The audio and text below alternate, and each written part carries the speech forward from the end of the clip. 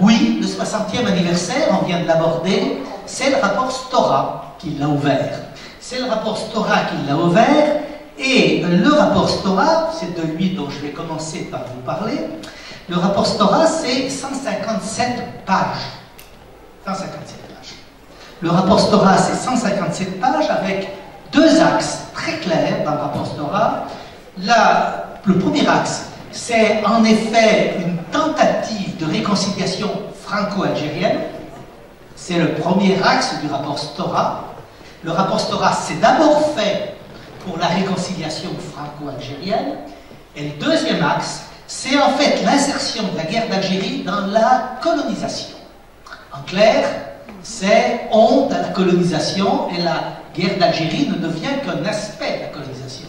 Car je vous rappelle que dans la lettre de mission, quelque part, qu'avait reçue Stora, Benjamin Stora, c'était aussi de faire une histoire de la colonisation, et par là même de la décolonisation. Donc il faut bien comprendre que ce rapport Stora, c'est ça, ces deux axes. Le reste ne rentre qu'à l'intérieur de ces deux axes. Si on n'a pas compris ça, on n'a pas compris la politique qui va être mise en place derrière.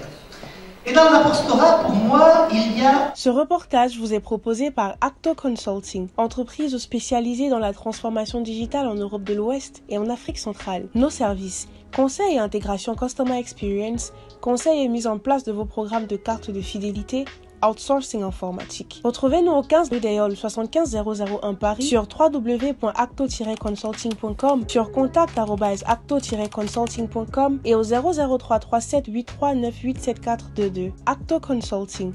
Lorsque Stora emploie le mot pour la France, c'est quand il parle des tombes des combattants algériens morts pour la France.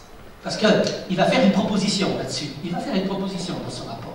Jusqu'en 1999, on n'inscrit pas le terme guerre d'Algérie, en particulier sur les pensions de retraite et sur les pensions de blessures.